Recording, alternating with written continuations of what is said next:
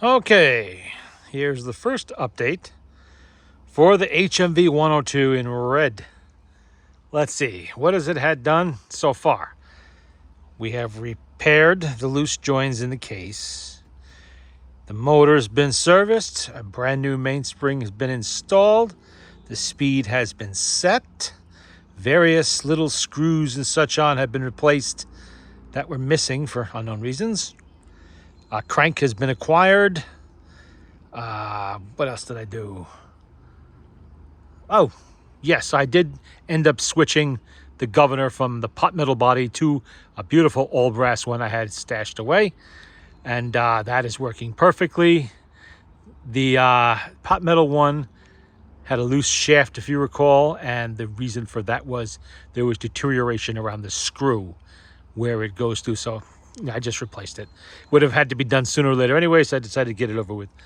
That's done. The motor, I've been playing records. The motor is functioning fine. No problems. And I'm testing. Mostly I wanted to test the reproducer. Machine is not done yet. You notice there's no plaque up there. I have not adjusted the auto stop yet. It needs a little bit of adjustment. It's sort of half working. That's typical. A little more case cleaning has to be done. There's some paint splatters and stuff over here I have to very carefully pick off. But that'll come. You know, I have time for that. There's no big rush on this. This is my machine. I'm not doing this for somebody else. But I am playing some records, testing the number 5A reproducer. And the first record I put on here earlier today sounded horrible. Oh boy, it was buzzing and staticky and Columbia Red Label. And then I realized it was the record, not the reproducer. The next record played clear. I said, well, there we go. I do have to find a proper thumb screw for it. The one that's on there is a little bit, there was none on there. Somebody had taken it out. The one that's there is a little bit loose, just a little bit. So I have plenty of crumbled and destroyed 5A and 5B reproducers that can give up a thumb screw. So I'll get that later. Right now, the one that's in there is working. I borrowed it from a Victor Orthophonic. All right, let's spin some records. I'm using, first I'm gonna have to spin it. Oh, I wound it up already. And I have to get a clip for this. These fortunately do come equipped with the regular brake.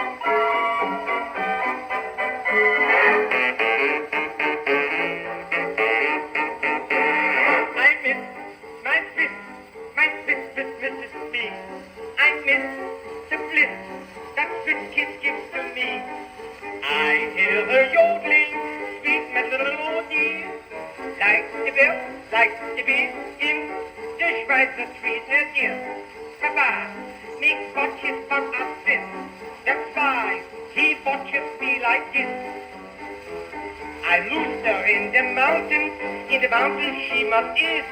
I miss my Swiss Mrs. B.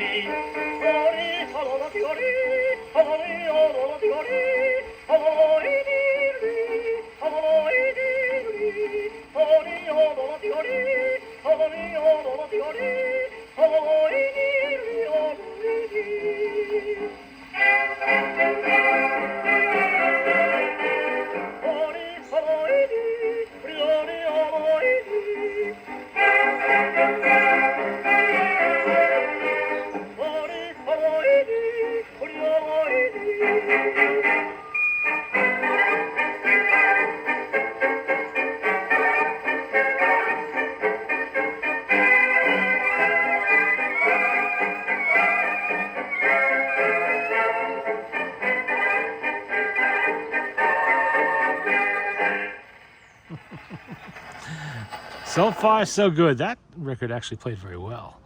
Some of the records I'm testing here are not all that good, but that one's at least playing well. I don't know about the content, but that is actually... Give you a picture here. See? There you go.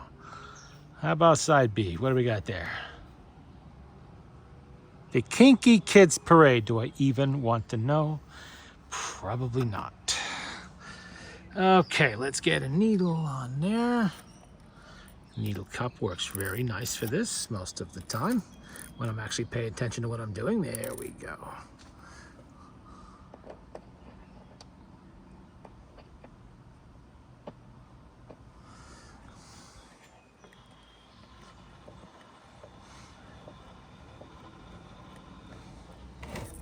Whoopsie, don't go anywhere. There we go.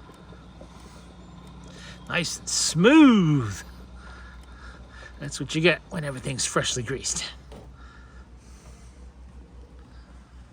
And I did have to, of course, put the motor spacers in there between the motor board and the motor.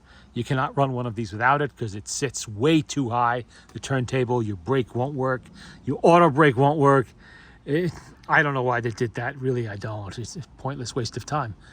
If you manage to lose the originals, put washers in there if you have to, but don't leave it just nothing. And they did. So I found some replacements and I put them on there, along with the correct screws and washers too. That's why we keep spare parts.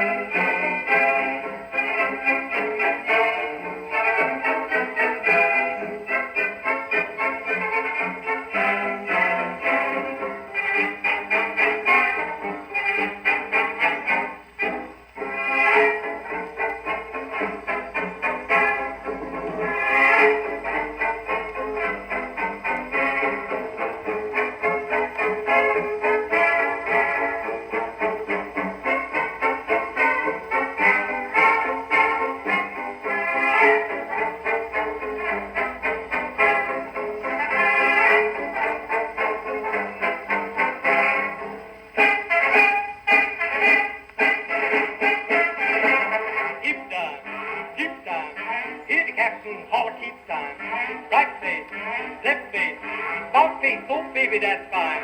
Heads up, march up to the cabin and I tell you what. Hot dog, hot cat, hot coffee, hot chicken, hot pie. Fall in two by two for the Kinky Kids Parade. Old folks fall in two for the Kinky Kids Parade. Those little soldiers go marching at different colors with you mustaching, tin swords, squeaky shoes, and a hat that Mammy made, and a 2x2 up the avenue with the Kinky Kids Parade.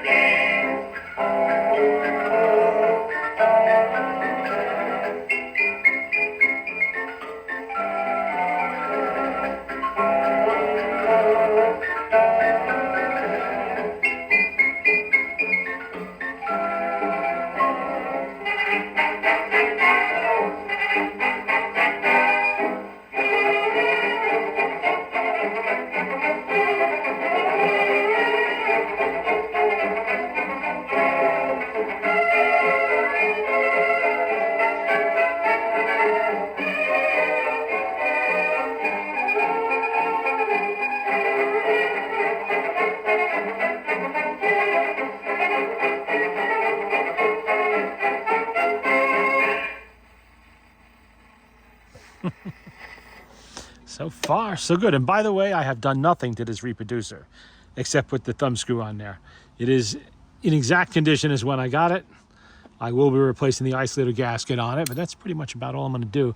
I don't think it needs any kind of adjustment to the needle bar. Leave it alone. If it's functioning with these things, leave it alone, because pot metal, do the wrong thing, you could crumble it.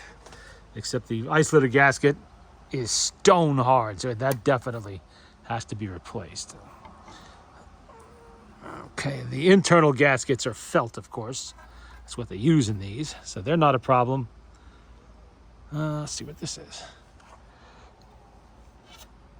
Not in these anyway. Okay, which one do you want to start with? You got to see Mama every night. Tennessee 10. And we got, oh, Whitman, nothing but. Let's try that one. Looks a little less worn than the other one. Come on, get on it. Here we go. And let's wind it up a little bit. Get it. Whoops.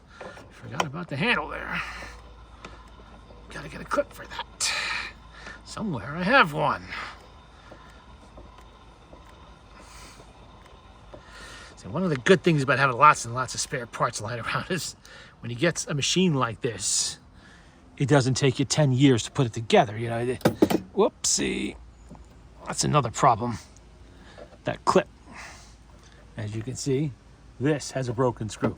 I'm going to have to change that tone arm before too long. Excuse me while I put the camera down while I fix that. Or drill out that screw, which is what I'm probably going to do. That'll come later. Don't want to bend anything here. There we go. Of course, now it doesn't want to stay up.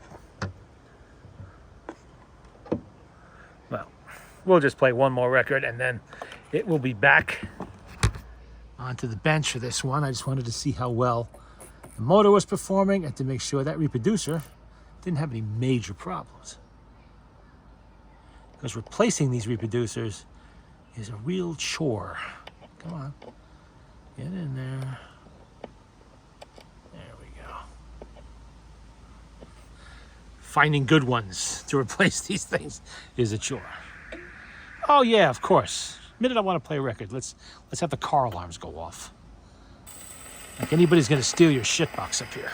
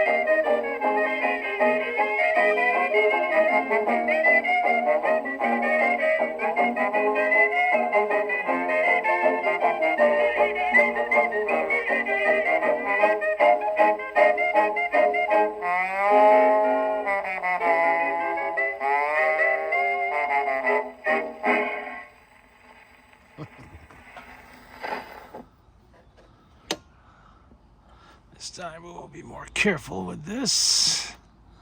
And rest it right there. There we go. We will try the other side. Worn or not, the worst it could do is not play, right? Okay, now this is a little tricky here without that clip in there holding up the reproducer for me. I gotta be careful it doesn't fall on the record. Except I just didn't feel like going to fetch my drill today, so I didn't fix it yet. That'll get done eventually. There is no limit to how slow I can work. And I think I will give it a few cranks. Probably don't need to, but we'll do it anyway. With these small springs, I always like to wind it fully for each play, even though I'm pretty sure this spring would definitely give it 2 plays. It fought me going in the can. Whoa, there we go again. Forgot about the clip. That's how you can tell you got a strong spring. If it fights you, that's a strong spring. It's a good spring. Weak springs don't generally fight you. They're kind of like a limp noodle, you know?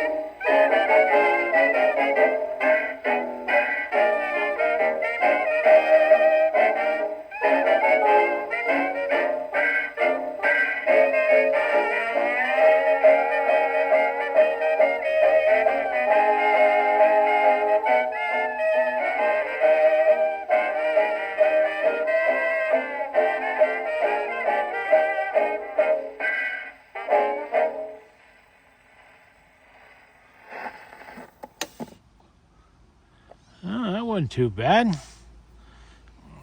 Let's put that over there. Little dust on that record. Guess it's been sitting around a few dozen years, probably 100 years.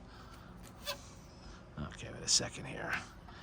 I don't want to be stacking records like this, but that thing was covered with dust. What do we got here?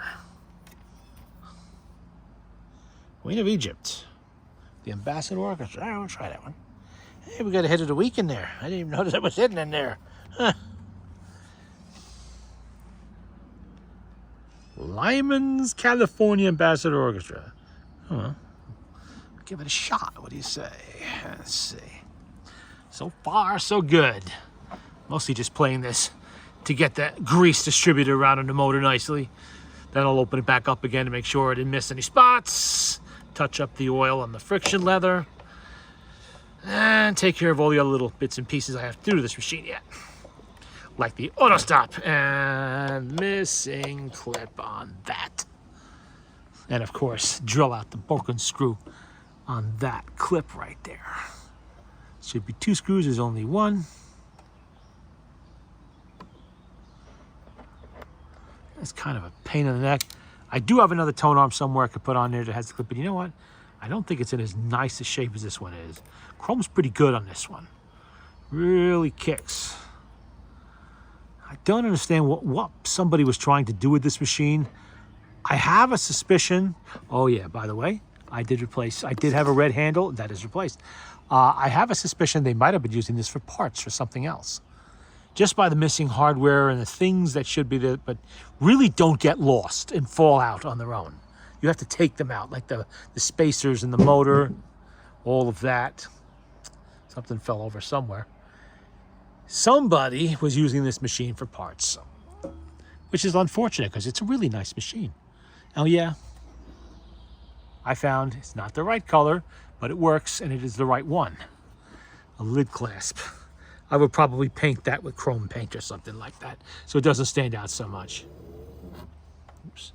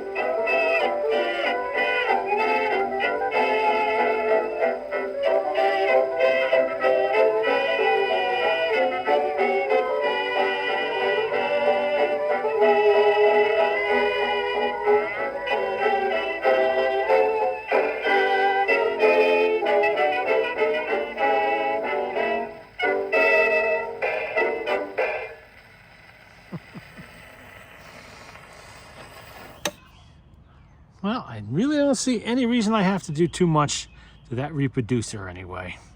It seems to be in pretty good shape. I got lucky. Because it's always a risk And just because it looks good doesn't mean it's going to play good. It could be all crumbling apart and swollen and cracked. And this one, like I said yesterday, I opened it up to clean the dead bugs out of it, and it came right apart with no effort at all. It was like perfectly brand new. Didn't have to worry about anything on there. So that was good, a good sign. And this is bearing it out, that it is working perfectly. Oh, close to it anyway. I still have to replace that ice-layer gasket. Just wish everybody used felt gaskets. I mean, it's very thin felt. I'm not really sure where I would be able to source felt that thin if I needed to replace them. Fortunately, like I said, I have several of these that are damaged beyond hope. And I can always pirate gaskets out of one of those if I found one sufficiently bug-eaten that it needed to be replaced. You know, like I said, with these 5As, usually the backs just crumble from the pot metal deterioration, and they're useless. You know, there's nothing you can do with them. I have some really spectacularly bad ones put away, unfortunately. Oh, duh. I don't have the auto brake on.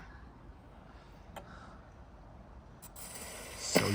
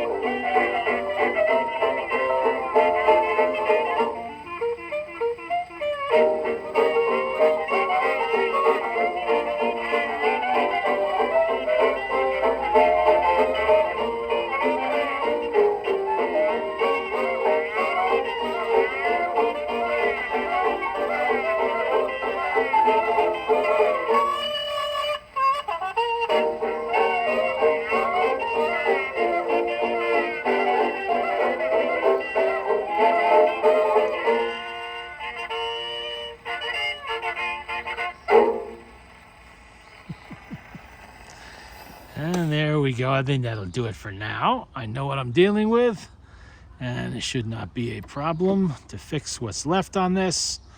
Hardest thing to find is going to be that plaque, but I'll come up with something. And like I said, it does not affect the playability of the machine. I might take the horn back off and spray that. Not sure. Really don't have the exact color. If I can get the exact color, a perfect color match, I would do it. But I don't want to put a bright red in there or something like that, or a safety red even, It's too red. I'll have to, give that a little bit of a think and see what I can come up with eventually.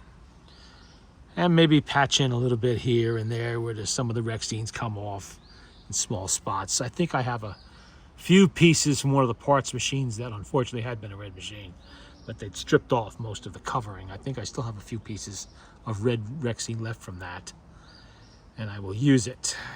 I don't want to make it look new. I just want to make it look nice. That's all. That's all I really need to do to this. And these are extremely nice machines. I believe in the comments somebody mentioned having done a Victrola 9 recently. I think it was in the last video, which was about this. And they'd like to do one. Look, if you can find one of these are an ideal machine to learn the art of fixing your own Victrola on. Little single spring motor, everything's straightforward. Everything's made to come apart. See, a lot of the later ones they made, like RCA was putting out in the 30s, 40s, everything was rivets, and it wasn't really meant to come apart. It was made as cheaply as possible so they could bang them out quick, bang them out cheap. And when they broke, they were pretty much thrown out. I mean, it's not impossible to fix them, but it's not nearly as easy as one of these, because this is made to be fixed. This is made to come entirely apart. You saw in the last video that I had it torn down, how far down it'll go, without having to deal with rivets. Victor was doing that towards the end too. In 1927, 2029, they were riveting stuff, and that's just a pain in the neck. I think it was the 255, a premium machine, and they've got the motor board riveted shut. How are you supposed to lubricate anything? I never understood that. I guess the company was slipping, and then eventually got sold to RCA a year later, well, 2028. But one of these, it all comes apart nicely. It's made to be maintained. They built this so it would last generations. So everything could be fixed when necessary, adjusted, no problem. Only mistake they made was using pot metal in the reproducer. That's the only spot other than the governor body where they used pot metal on this machine. Nowhere else, just there. Governor bodies are easy. Any Victor one fits it.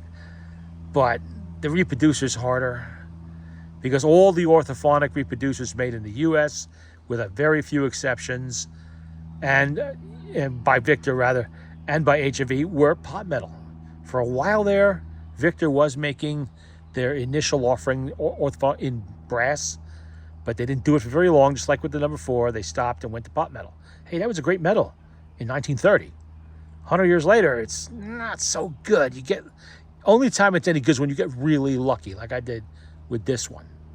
But that is the exception, definitely not the rule. Well, there you go. There's a preliminary look at it working. A motor test, reproducer test.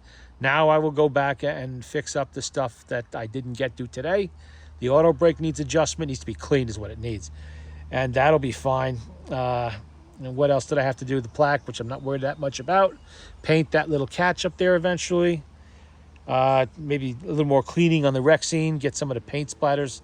Really hate that. How hard is it to pick the thing up and move it out of the line of fire when you're painting something? Always, I seem to get these machines, not this one specifically, but gramophones, Victrolas, whatever in general, with paint splatters all over them. It's called a drop cloth, Use it. When your painter's out there. Don't just splatter paint on the walls next to somebody's prize Victrola. Let me wind the spring down, because I'm not going to be playing it for a few days probably. And that was it. I was lucky to have parts. What I had, actually, was a Electrola 106. That was it is a basket case, because somebody butchered it up, painted it. Oh, it was really bad. And the reproducer had disintegrated. German Electrola 106 number 4s is what it is. 4A, rather, if it was a Victor. They were really bad pot metal mix, I guess, because every one I get is just so deteriorated. There's nothing left you can really do with it. So that machine temporarily gave up the motorboard spacers, because it uses the same motor as the 102 does. A few other pieces of hardware, the clasp, things like that. And eventually, I will do something with that machine, make a player out of it or something. I don't know yet. And I will reacquire parts elsewhere and put it on, or I will use a stack of washers on that one, since it really does not matter. The only difference between that motor in the 106 and in the 102, it's a 270D, but the Electrola ones actually say Electrola across the bottom, while the Victors, I'm sorry, the HMVs have 270D and all of that on them. And, well, the German one, actually, I noticed, did have a brass body in it. Didn't have the aluminum one. But it was pre-war phonographs, so maybe that's why.